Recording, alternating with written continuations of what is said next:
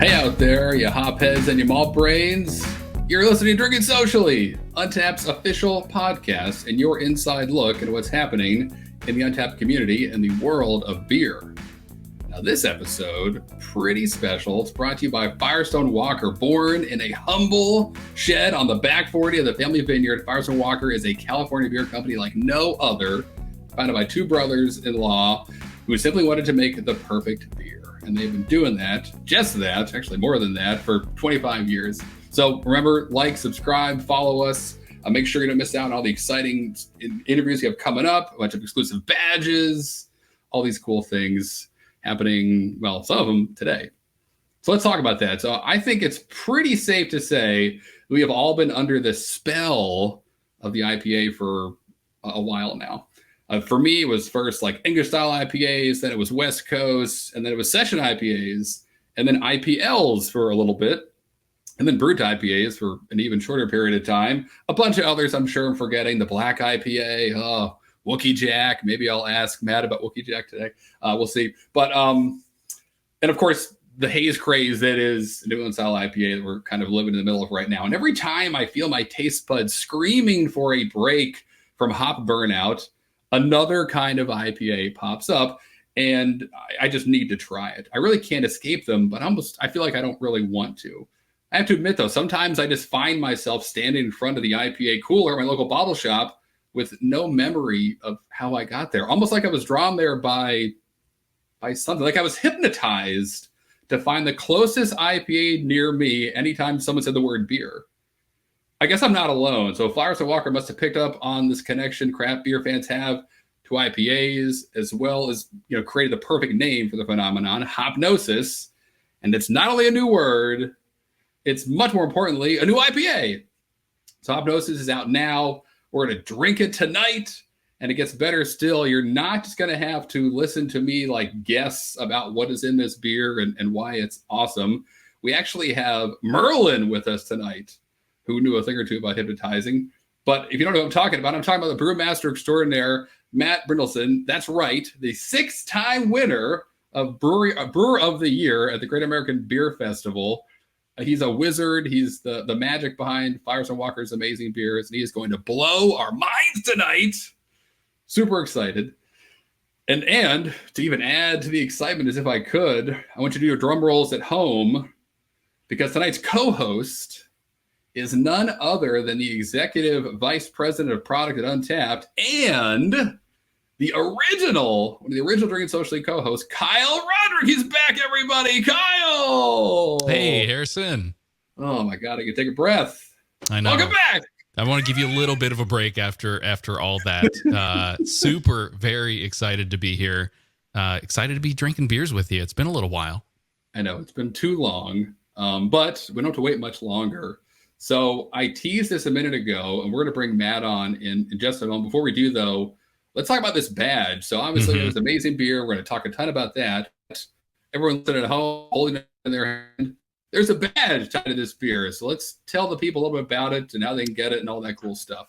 Sure, yeah. So what you'll want to do is go grab yourself a 19-ounce can, a 12-ounce can, a 6-pack of Hopnosis from Firestone Walker.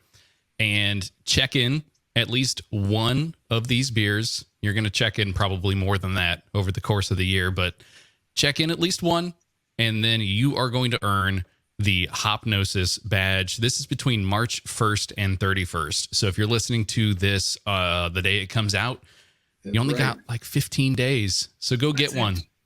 Go wait. Check it in. That's right. It's good. Put this on in your car and drive and get some. Find it on Untappd. Go get it. All right, sweet. So I'm pumped to bring on this next person. I already teased him a little bit. His nickname is Merlin. I wasn't making that up, and for good reason. I'm going to bring Matt Brynildson onto the show right now. Matt, welcome to Drinking Socially, man. Happy to have you here. Woo! Good to be here. Drinking my Untappd cherry. This is awesome. Oh, wow. Look at that. That's right. And finally, I can take a drink of this beer, man. I know you've been a long intro. As we all have. So let's do that. Let's do what everyone at home has been waiting for. Crack open this beer. I have been staring at this 6-pack patiently for a week. waiting for this moment as the stovepipe shows up with its all-knowing eye just staring down at us. There's so much about this beer I want to unpack, but I got to drink it first, and let's start there. Ooh, man. It is looking beautiful. Kyle has his rocking and rolling. Matt has many, and probably like just thousands more in rooms not too far away from you. This can came fresh off the line minutes ago. We're running it right now. Oh, are you? Okay, cool. Doing the can and the stovepipes, man. But all right, so let's dive in. I'm going to take my first sip of this thing, and then really, as we're drinking this, Matt, I'd love for you to kind of if someone's grabbing this beer for the first time, kind of talk us through what we're smelling, what we should be tasting, seeing, like all that stuff. Yeah. So, just I guess some of the basic background. Hopnosis is our latest addition to our kind of West Coast lineup. Yes. And if you're familiar with Firestone, you probably know Union Jack. Union Jack came out many, many moons ago, 2006 to be exact.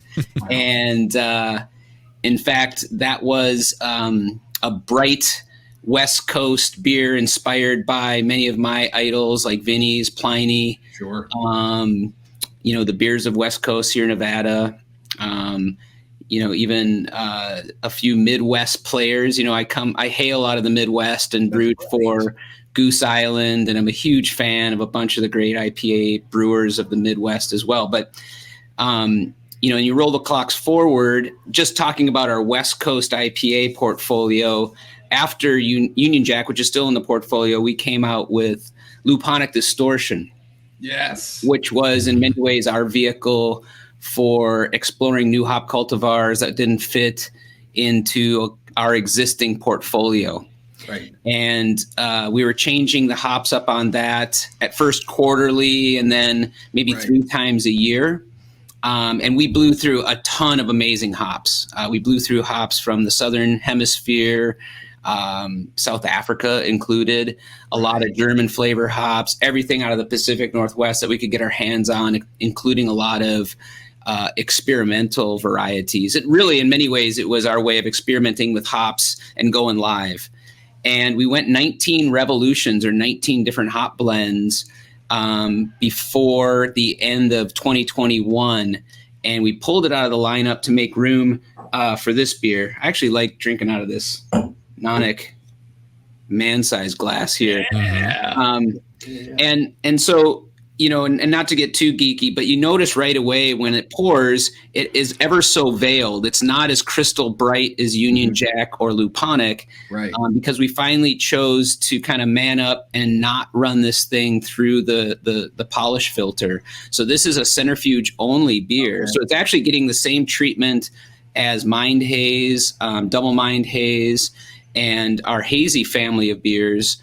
But as you can see, because we're using we're not using the juice, we're not using A38, the kind of very popular hazy IPA yeast. Right. There's not a ton of wheat in this beer. There's not a lot of oats. There's no oats in this beer. Okay. It naturally somewhat drops bright, and I'm okay with that. I mean, this beer will probably show more haze as it ages. It's almost like the indicator. If this beer pours turbid, you probably got an oxidized or warm stored beer. So it's, it's the closest thing I can put in there is like this beer will self-destruct if treated poorly. Beer goes hazy. Yep. That's right. That's amazing. And it goes hazier the more hops you put into it as well. So, sorry, I don't even remember what the original question was. You wanted more information on Hopnosis. So. No, but that's how these combos go. We just find a rabbit hole. We fall all the way to the bottom and then drink another beer. So that's the brew sheet there? Yeah, I pulled a clipboard of the brew sheet so I can get as geeky as you want me to.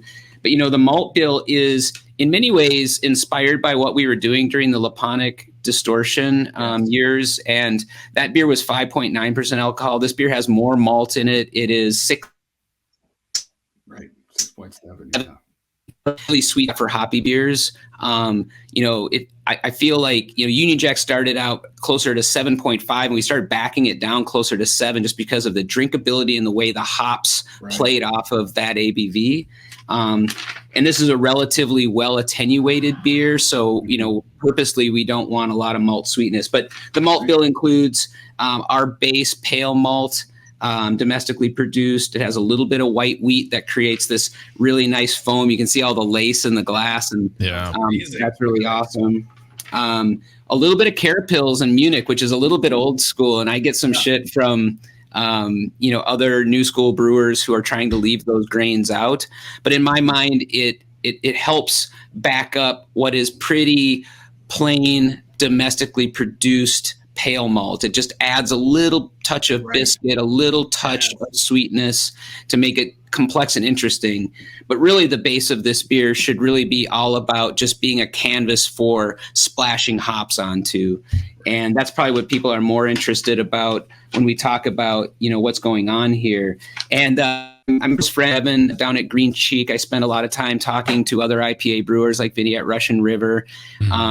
And I think there's one common thread, at least amongst a few of my friends, that Simcoe still belongs as a backbone hop in West Coast IPA. Nice. And so this beer has a lot of Simcoe on the hot side. In fact, we bitter with Simcoe. Our middle edition is Simcoe.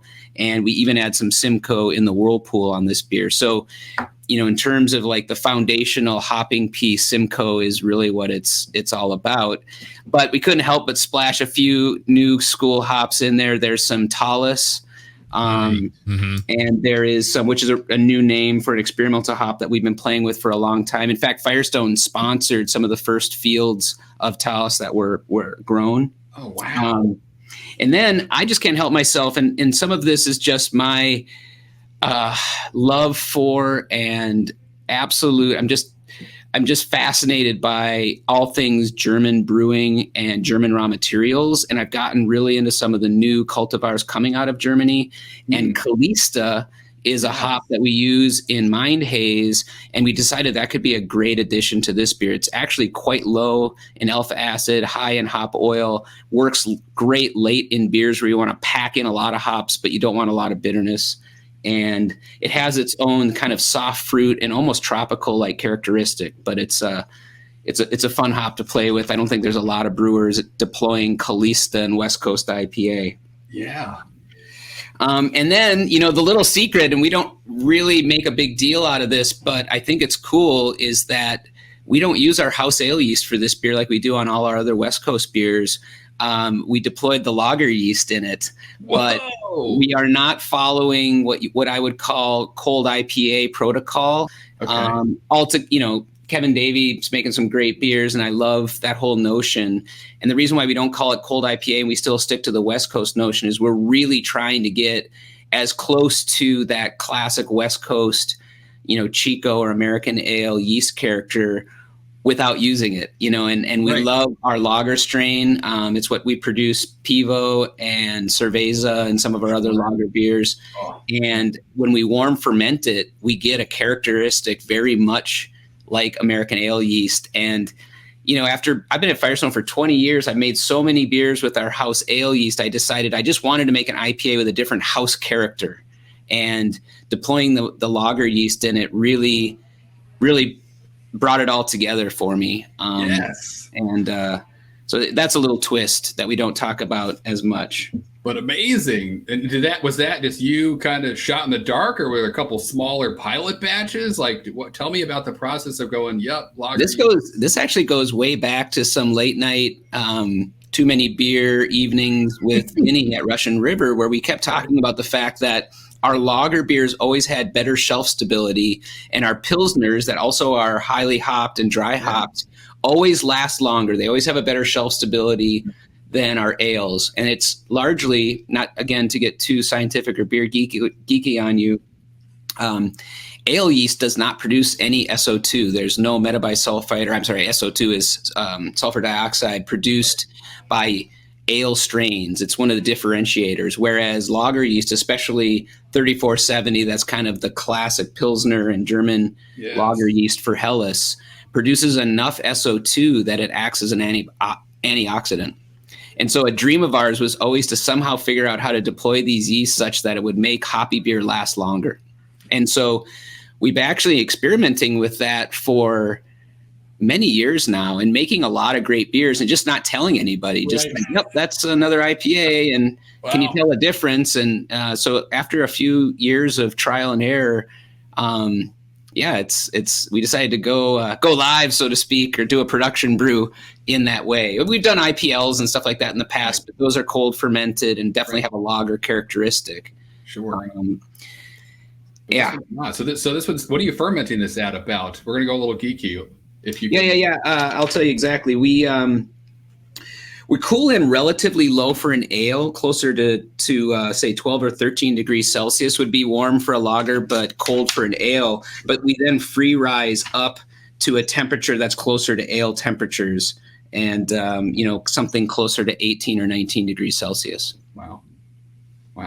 Do you think that you'll start taking sort of what you're learning here from this beer and sort of the success that that's seeing into other beers in the future, sort of like laying the foundation for others? Well, so I don't know if you guys have met or heard about Sam Tierney, who has been a Firestone brewer for over 10 years and now is at the helm of our Propagator brewery in Venice Beach. So he gets to run the Casper Schultz like Porsche down there on a weekly basis, brewing up whatever he wants and just trying to, blow minds and come up with innovative beers. Right. He's been on a tear with making all sorts of double IPAs. He did his triple IPA for the Bistro event recently, all with lager yeast. And, not necessarily talking about it, just trying to get people's reactions and see if we can't perfect all of that. And in fact, we even, and I'm not the first to do this. Bob at Highland Park's been brewing all of his IPAs with lagers a lot longer than we have. And doing so, like winning awards and just killing it. And he even does imperial stouts. We did a collaboration with Highland Park recently, and we rebrewed it here in Paso for a release later this year, where we did an insane 35 Plato imperial stout fermented with lager yeast. Lager yeast. Whoa. And so it can be done. Yeah. Yeah. No, for sure. That sounds amazing, first of all. But I also remember Propagator, you all had an event that you ran that was like a lager day, like festival out in the parking lot. And Pills and Love. So that's right. Pills and Love. And not to get off the track of this IPA that we're drinking, but Ago at Birrificio Italiano, one of my favorite breweries in Italy, started an event called Pils Pride in Italy, a very small festival held every year at his brewery. And after going to it, and after Tim from Oxbow going, he asked, I think Tim was the first one to ask, to be honest, if he could bring the event to the United States. Nice. So it was first held and called Pills and Love in Portland, Maine, with Oxbow as the host. And then I asked if Firestone could host a West Coast version. Got it. And then COVID got in the way of we got to get that going again. Yeah. And then to further digress, just today, I am proud to announce that Pivo was packaged in cans again here in Paso Robles for the first time in maybe definitely a year and probably 2 years, because due to the can crisis, we pulled it out of the rotation. So Pivo is going national in cans, and it officially happened today. So congrats. Oh my gosh. Awesome. Yeah. Congratulations, man. That beer, don't even get me started, but I have so many great, early or late nights to early mornings enjoying some Pivos on the beach. Man, that's awesome. That's so cool. I should finish talking about Hopnosis, because I didn't get into some of the most important parts. So you heard about the base recipe, heard about the fact that there's a different yeast deployed than our other IPAs.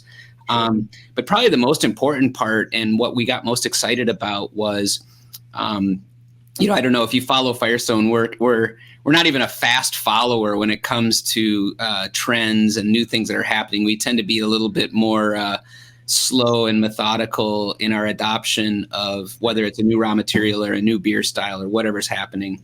But cryo hops are something, these treated hops that are, I don't know if you know the cryo process in processing pellets, but it's taking what would be a whole hop cone, milling it And in the process of milling it, getting to sub-zero temperatures, so the lupulin gland is frozen and hardens rather than to be gooey and soft as it likes to do through the pelleting process, and then sifting the lupulin glands away from the vegetative matter. And the long and the short of it is you concentrate all the goodness out of the center of the hops. You know, it'd be like, I don't know if I can talk about this on this platform, but if you were making keef, you know, in the marijuana world, you know, it's legal here in California, so I can talk about it at least here. Totally. And it's like if you shake the little crystals off the marijuana plants, you get this concentrated keef. That's exactly what the cryo process is. And so the first dry hop deployed into Hopnosis mid-fermentation is a fairly sturdy charge of Mosaic Cryo that then ferments with that lager yeast and gets heavily integrated into the beer. And you get this somewhat saturated Mosaic hop flavor right through the middle, like just kind of guides right in there with the Simcoe. And then once we do a second dry hop that has a blend of a bunch of our favorite hops. 2021 was the year of New Zealand hops for Firestone Walker. We blew through a ton of great New Zealand hops. So Hopnosis has Nelson, it has Rawaka, along with Idaho 7, El Dorado, and a few other Pacific Northwest. And it is double dry hopped. I know that's all, DDH, big buzzword. We should put it on the can. I don't think it's on there, but yeah. But now you know. Now everyone knows. And so, and actually, let's talk about that for a moment, because you see DDH all over the place. People are talking about how important that is to them. A lot of people don't even know what they're talking about, though, some of the time. And breweries do it differently when in the fermentation process and what double dry hop means. We actually talked with Scott Jennings from Sierra Nevada about this a lot, about some breweries just double the amount of hops in one drop. Some do it twice. They do two different dry hop additions. So can you talk a little bit about kind of double dry hop, what it means, and how you guys approach it? Yeah, and I think you're right on that it means different things to different brewers, and it is an indicator that either more hops were used, I think, in more cases, or they may have been added in two different points in time in the dry hop. Sure. I suppose if you really wanted to get technical, this beer is, hops are added to it 1, 2, 3, 4, 5, 6 times, so whatever that would be. But on the dry hop side, we add them twice, one mid-firm where we get kind of what we're driving towards is that integration piece, because the yeast is really turning up the wort that's becoming beer through the action of fermentation. There's a lot of CO2 evolution. And what we're really gunning for is a little bit of biotransformation, and that is the yeast acting on some flavor active compounds to create something more, something additive to the beer. And that's, oddly enough, way back in 2006, we had a double dry hopping method on Union Jack for the exact same reasons. Okay. The science wasn't so well followed, and we didn't have a way of analytically mapping it out, but we just knew through trial and error that something different happened when we added hops early in the fermentation. But so just to answer your question, I mean, in our process, it's a 2-step process. And yes, we are adding more hops in Hopnosis than we add to any of our other West Coast beers ever, which I am reminded constantly by the accounting department. Yes, you are. That's what I was going to say. DDH to me just looks like dollar signs on the front cans, just knowing how especially when you're talking are. Southern Hemisphere hops. But Right. I mean, you taste it in the beer. Sure. And brewers will argue or debate this endlessly, and we do find a point of saturation. And so I believe there is a point where you can just be throwing money away, I suppose, to a point. Right. And in our brewery at our scale, with dry hopping, it tends to be pretty close to about 3.5 to 4 pounds of hops. And I don't know if you've heard from other brewers a different saturation point. For a while, we thought it was 3. But when we start going beyond that, at least in this brewery, and every brewery is a little bit different, we tend to get diminishing returns and more tannic, and we start picking up more of the plant material. So maybe we could get away with more using lupulin powder or cryo hops than we would with T90 or whole hops. But yeah. That's So cool. I was kind of going to ask about that. I mean, so we're talking about, it's obviously hops are not cheap, but using cryo hops, from what I understand, you can kind of get a lot of efficiency there. You're maybe getting more bang for your buck. Is that fair to say? Well, I mean, you pay double because half the plant material has been removed, and they don't let you get away with that. So usually you contract your whole hops, and then you decide how you want them processed, and you paid for the whole hop. So if you decide to do a T45 and 50% of the material, 55 is lost, it's on you. And then there's a tolling cost for the processing and all of that as well. But you gain efficiency because that plant material is going to soak up moisture. A hop was 80% water, 80% moisture when it was picked, and it will pick that back up from the brewing process. So you can kind of do the math in general, and the fact that you lose a lot of liquid when you go to dry hop. I mean, there's brewers that are losing 25% of the beer they brewed because they dry hop at 6 or 8 pounds per barrel. And I'm like, oh man. Right. Yeah. But so yeah, there's some efficiencies for sure. I remember for my brewing days dropping hops out of tanks that were quadruple dry hopped, and it was mostly just sludgy mud until it wasn't a sponge anymore. At that point. That's right. it. That's all amazing. It is. And I was younger at the time, but I still remember thinking then, like, oh my gosh, this is just money that I'm flushing down our trench drains. But it smelled amazing. And I learned this was happening in Duvel back earlier to the turn of the century, 1900, in many English breweries, where they would use whole hops for dry hopping, and then they would collect those hops after they were done with them on the cellar side of the process and redeploy them in the hot side, because the alpha acid wasn't converted or used in the dry hopping process, and they would actually bitter with their used dry hops to get more efficiency in terms of using the hops. I love that. I've never tried it myself. Yeah, that'd be I mean, it could be done, but I don't know if you'd want to. There's a lot of yeast in there. There's a lot at the bottom of a tank. You got to kind of sift through. I guess you could pull the bags out if you're still bagging. But wow, that's so to get to the kind of the flavor profile of Hopnosis, or at least what our intention is. We definitely want it to be a classic in terms of West Coast and its appearance and its body, in the way it's drinkable.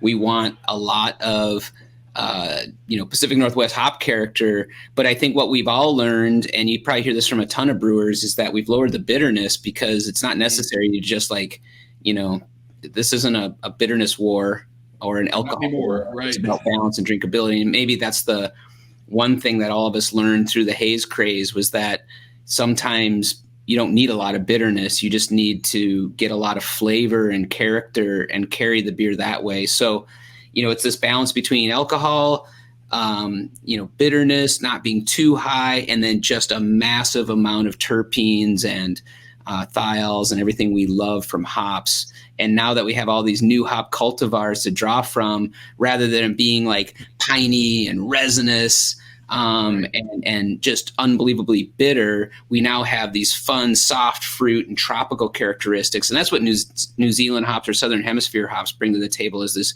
beautiful tropical white grape, thiol-driven, gorgeous aroma. And we start, kind of sewing those in with some really cool cultivars out of the Pacific Northwest. I just love that flavor profile, and I think we really found it with Hopnosis.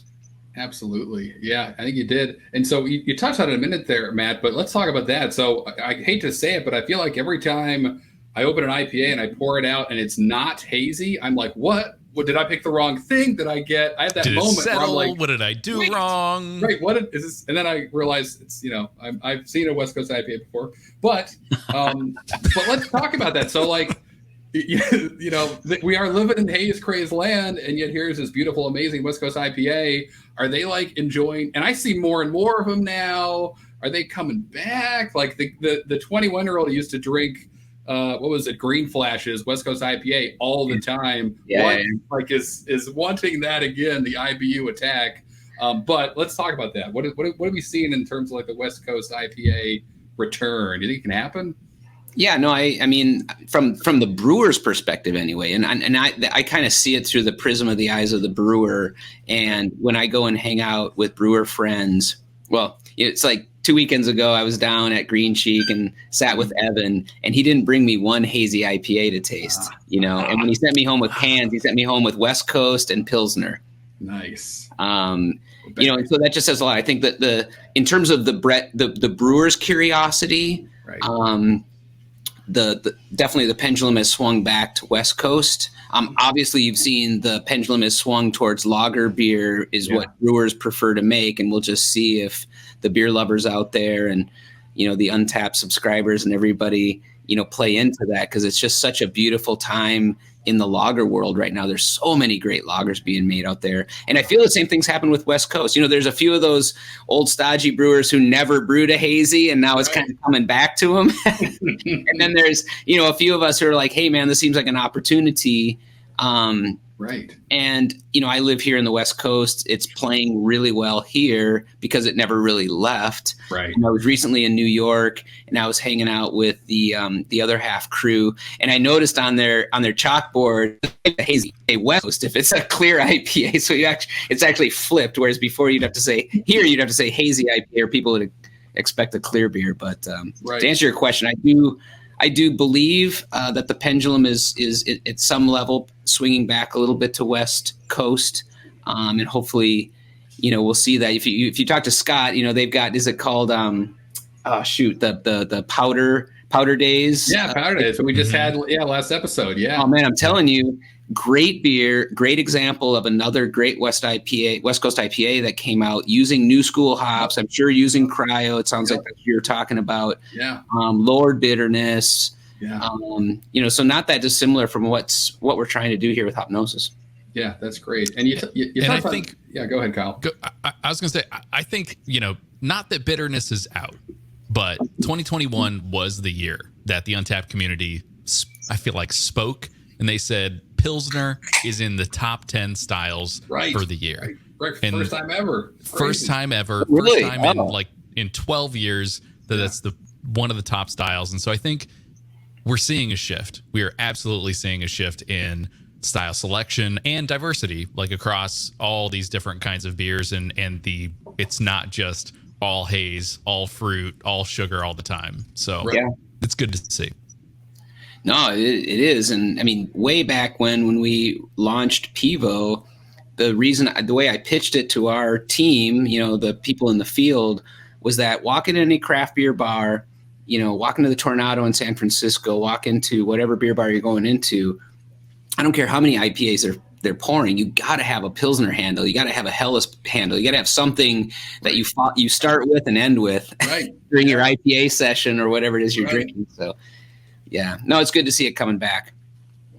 You know, just, you know, digress or a segue is we announced today our Invitational Beer Festival lineup, and you'll notice that there are more kind of loggerhead brewers showing up this year than ever before.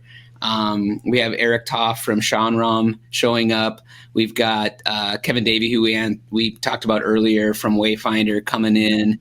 We've got Bomberg from Brazil, Antares from Argentina. I mean, a bunch of really good lager brewers are showing up. It's going to be epic in that regard.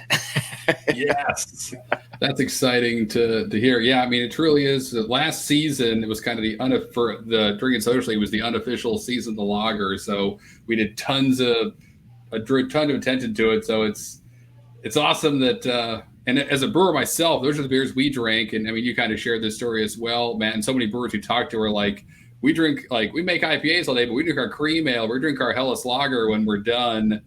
And it's so cool to see the brewing kind of public get curious about it.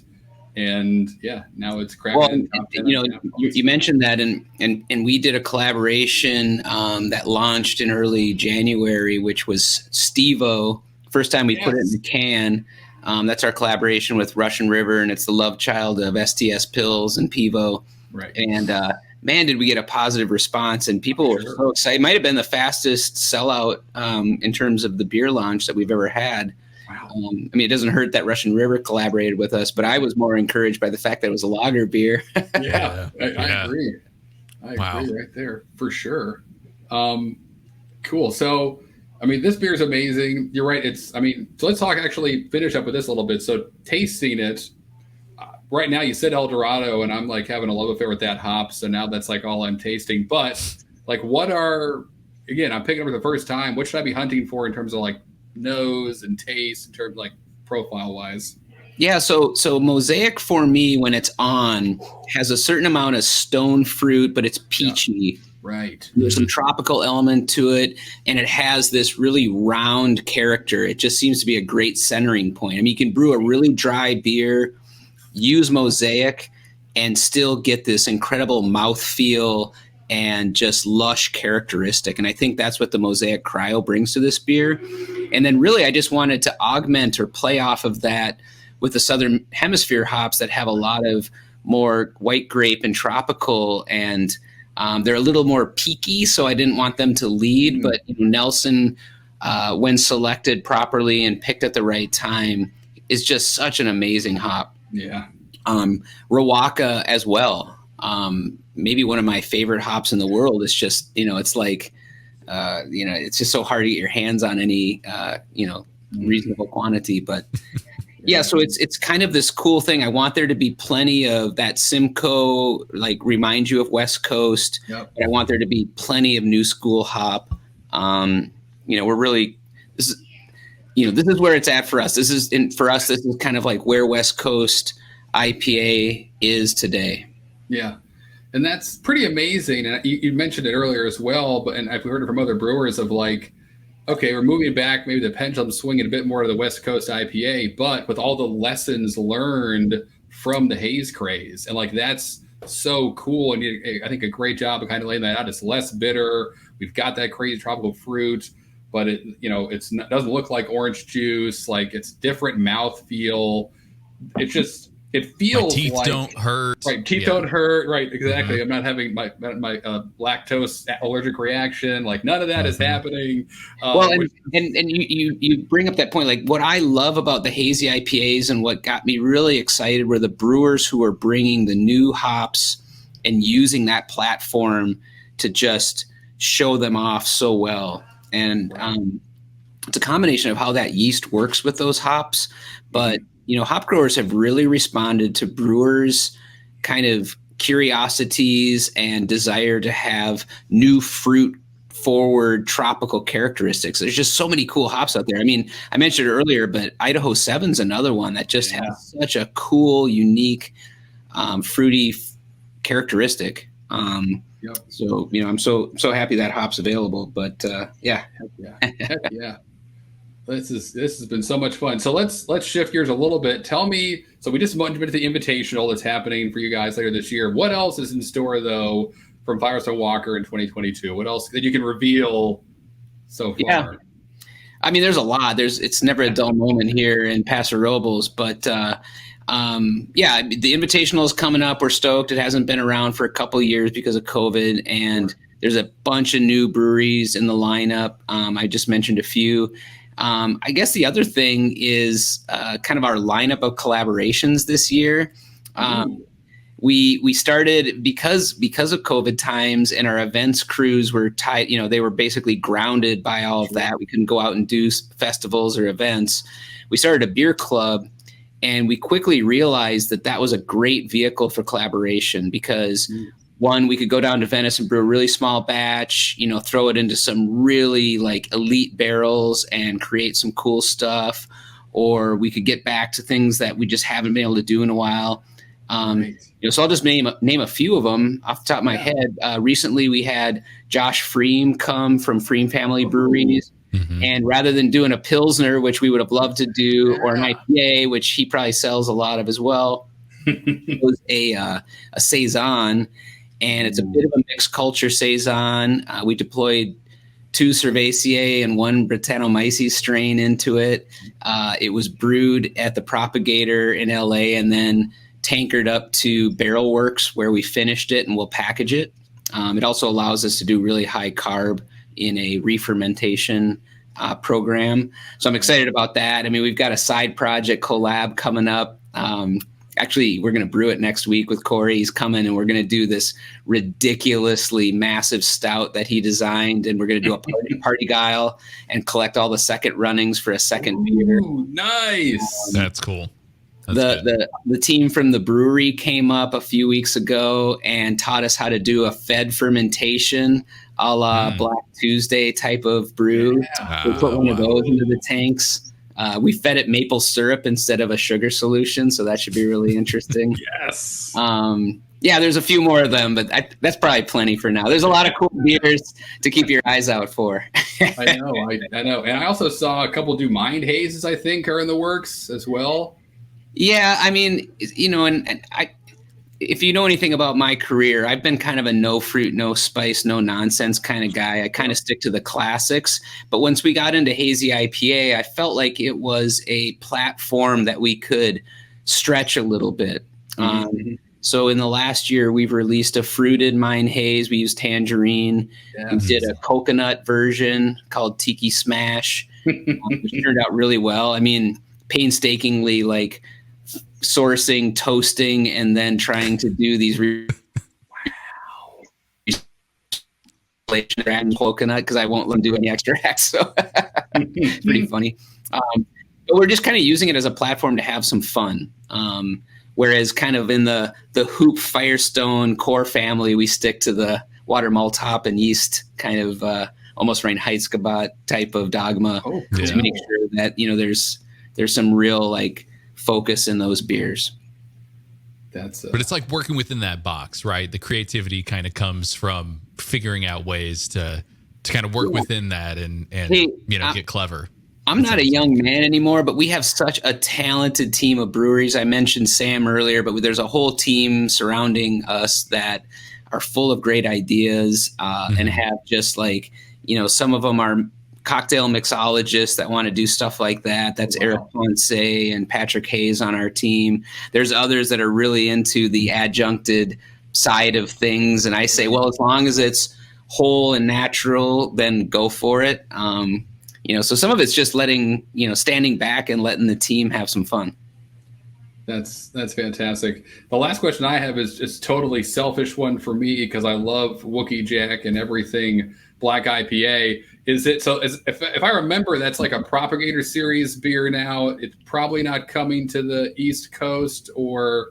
Oh, all I'm asking is how can I get it to be more places? I don't know if a national release is imminent, but I feel like we're getting closer and closer to that because we're getting some really good response from what Sam's brewing at the Propagator. He just put another batch in recently. I just tasted it yesterday. So it's alive and well here at the West Coast, and it may end up seeing some national play here sooner than later. Harrison, all you had to do, Harrison, was ask. Like, I'll do my best. At Firestone Walker, we aim to please, man. Whatever you want, just let us know. I like it. Perfect. I'll hold on to the hope that it'll someday show up at my local bottle shop, but I won't hold my breath because I don't want to pass out. But the hope is real. Oh my gosh. I mean, Matt, this has been so cool enjoying a beer with you. Thank you so much for your time tonight. Hopnosis is amazing. It makes me feel like I'm 23 again and drinking a West Coast IPA for the first time and going, holy guacamole, what is this? And can I have more of it? So that's a huge win for me. Well, I'm glad you guys enjoyed it. Thank you so much for having me on board. We're always thrilled to go through the whole Untappd world and just see all that's going on there. It's such a cool community of beer drinkers. And hey, as a side note, my family, we lived in Antwerp for a year when I was doing my brewing sabbatical the year before last, and everybody was using that platform. Every time I sat into beer bars, it was so cool to see, over there with all the beer aficionados there. So, it's global, man. It's cool.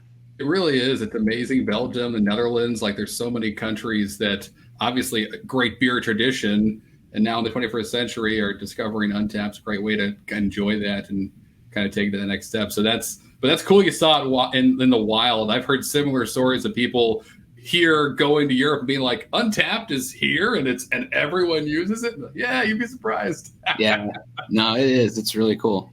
It is really cool, and really a testament to Kyle. I mean, Kyle's the brains behind a lot of this, and actually moving the strings behind the app. So we are only as good as our community makes us. We are, without them, we are nothing. So I'm so glad that we've got so many folks contributing, and again, like, creating great beers is the other side of it. So again, yeah, Matt, thank you so much for both putting this together and also coming on the show.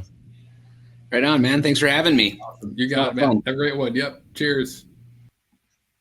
Cool, man. I feel like a kid again, Kyle. This is already my second one. I'm already. Listen, so Wookie Jack. Yeah. I got a 4-pack, and I will say I was towards the end of the year. I got it at Propagator, and towards the end of the year, I probably finished it within four separate drinking days. Yeah, I had been packing. I was moving from Los Angeles, and it was truly an incredible beer that, even if I do get my hands on it, Harrison, like, I can't promise that it's going to make its way out to the East Coast in any way, shape, or form inside of a carry-on bag, secretly mailed in a nondescript bag or box. I'll bribe you offline. We'll keep it secret. Looking at Untappd, the last time I checked it in was the 9th of August, 2015. I had it at a bar in Philly called Craftwork, amazing beer bar. And my 5 bottle caps, you can check it, 5 bottle caps, loved it. And my only kind of check-in comment was, I'm going to need a bigger liver, which I think I use a lot in a lot of check-ins, but it's a good, that I'm truly enjoying myself and I found a beer I want too much of when that is the check-in comment. So many moons ago, but a faint memory. Untappd has the memory here, so I don't need to search for it in my foggy brain. That's right. But great times. Tonight was a blast. And for everyone out there listening at home, make sure you are following our social media, the blog. We have a special announcement coming up on Monday, actually, about the next Untappd Beer Festival. So tune in for that. Look out.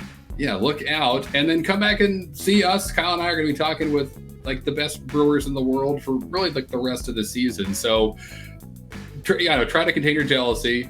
Really no need. Just go grab the beer that we're enjoying, check out the badge, and tell your friends about it. But other than that, have a great night, everybody. Cheers! Cheers!